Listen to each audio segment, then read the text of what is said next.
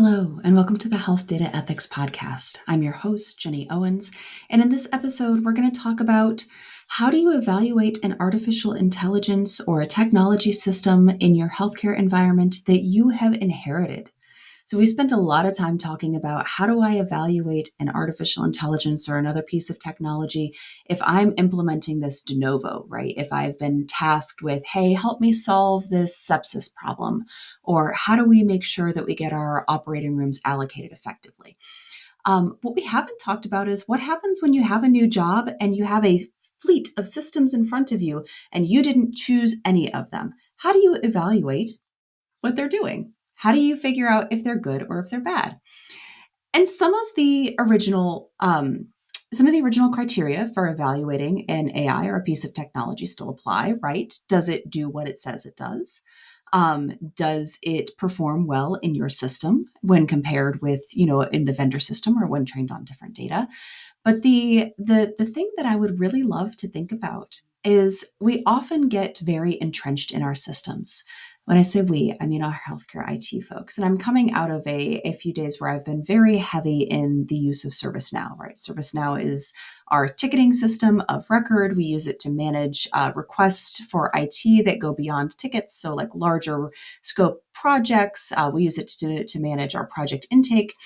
And so I'm thinking about a system, right? And if I were new at Cleveland Clinic trying to evaluate, hey, is ServiceNow a good system? Is it doing what it's supposed to? Um, I'm not sure that I would really have a good framework for thinking about how would I even evaluate that? I mean, sure, most people have some measure of grouchiness for the technology systems that they're obligated to use, right? Like, I don't think Microsoft Outlook has a ton of fans. In particular, I am generally a fan of Microsoft Word, except when I'm trying to use it to format grants, in which case moving my figure one tiny millimeter to the left or to the right should not reformat my entire grant, please and thank you. Um, but I recently ran across a new heuristic for thinking about systems that has really kind of shaken up how I'm thinking about the systems that I'm encountering in my daily work.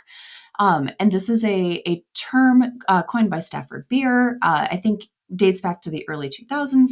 And Stafford says the purpose of a system is what it does. And on this surface of it, this sounds like a tautology, right? The sky is blue because blue is the color of the sky. The purpose of a system is what it does. But it's actually much deeper than that. This is a really fascinating lens on thinking about systems. So first of all, he says that there is no point in claiming that the purpose of a system is to do what it fails to do consistently, right? So if you have, for example, a sepsis monitoring system that continually alerts you on patients who are not septic, then the purpose of that sepsis monitoring system is not to monitor for sepsis. It is to raise alerts on patients who are not yet septic. I find it really interesting because this does kind of take a different ethical slant when you're thinking about systems by divorcing the system from the intentions behind it. And this is I'm still really grappling with the implications of this. What does it mean to take an artificial intelligence or an algorithm and completely separate it from what we intended when we put it in place and said, what is it doing now? Just what is it doing? Is it doing what it says it does? Is it doing that well? Is it performing in the ways that we thought it were?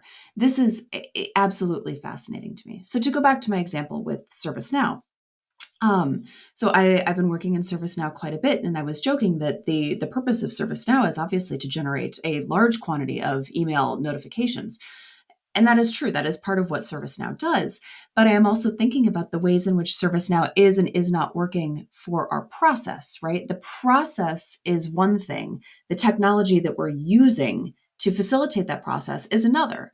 And so I'm thinking about our IT intake process. I'm thinking about what our IT intake process generates, which is a lot of IT input and a lot of IT questions and a lot of thinking about things from an IT perspective.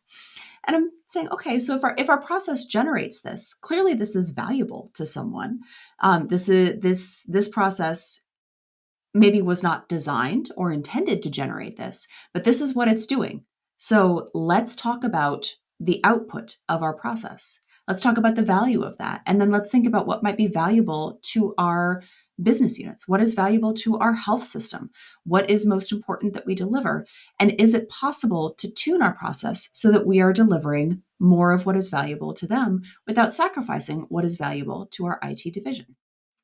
I'm going to continue to grapple with this because I think this is a really interesting lens to think about systems. And in healthcare IT, you get a lot of interlocking systems with varying degrees of freedom in your ability to interact with them or modify them or not. And so I think we will continue to use this to explore the various systems that we encounter in healthcare IT.